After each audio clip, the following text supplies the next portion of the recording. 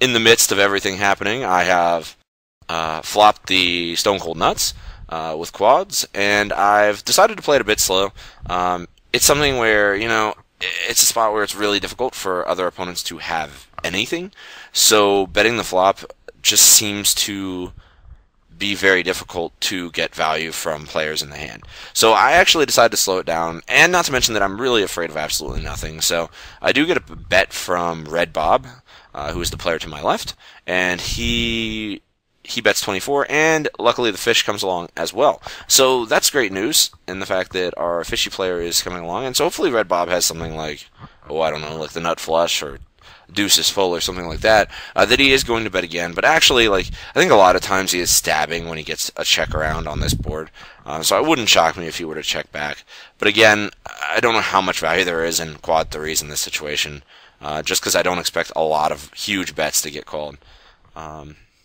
Here, two aces, a jack and a 10. I decided to 3-bet Walrus Puss.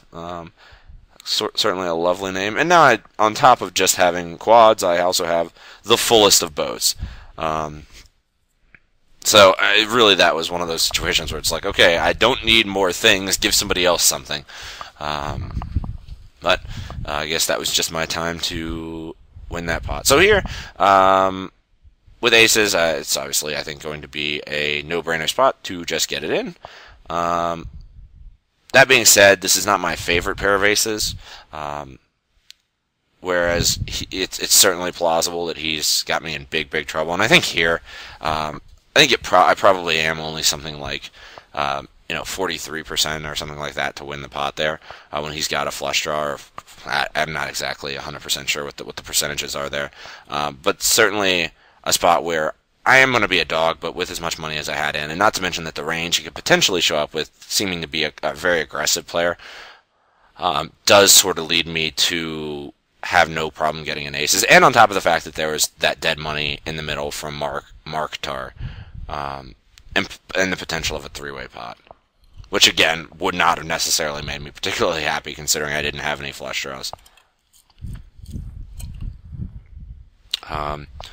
Table 5, go ahead and open Queen, Queen, 9, 10.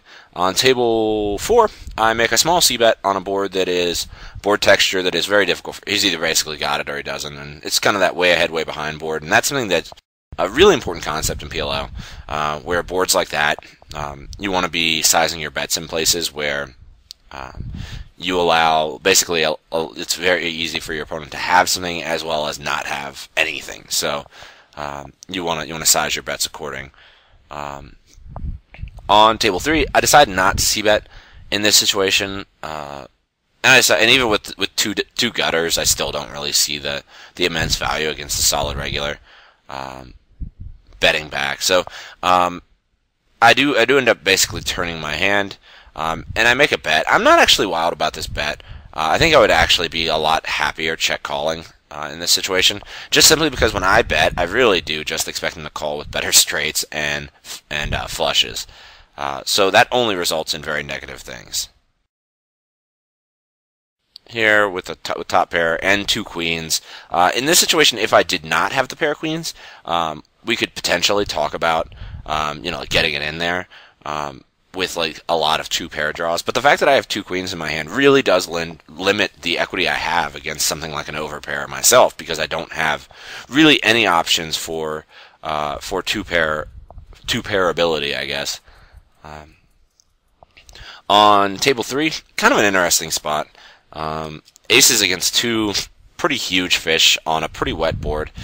Here I'm going to size my bet down a bit more than I normally would against, say, I don't know, regular, whose range is a bit more defined, where I think that just throwing a bet out there, trying to just whittle it down, because I think these players, I can check back the turn and they'll tell me whether or not they have two pair or better on the river, or have a straight or something goofy like that.